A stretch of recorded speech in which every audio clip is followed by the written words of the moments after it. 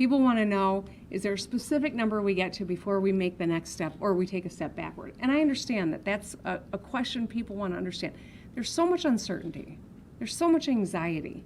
There's so much unknown with this novel virus. And yet, here's what we do know. We are watching case counts every single day. We have ramped up our testing. As Dr. J said, we're now doing about 18,000 tests a day. That's an improvement. The more testing we can do, the better handle we'll have on how prevalent COVID-19 is. But the tracing is absolutely essential. So when we look at those positive numbers, 600 additional cases, that is a concerning development considering we were steady around 200 to 300. It's the biggest number we've had since May, is what Dr. J said. So if this trajectory continues, then we're going to have to pull back in a certain way. And that's why I've always talked about a dial, right?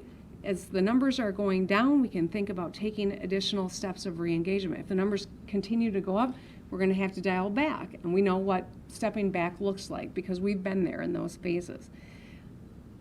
The reason we can't give you a magic number for turning that dial one direction or another is because context matters.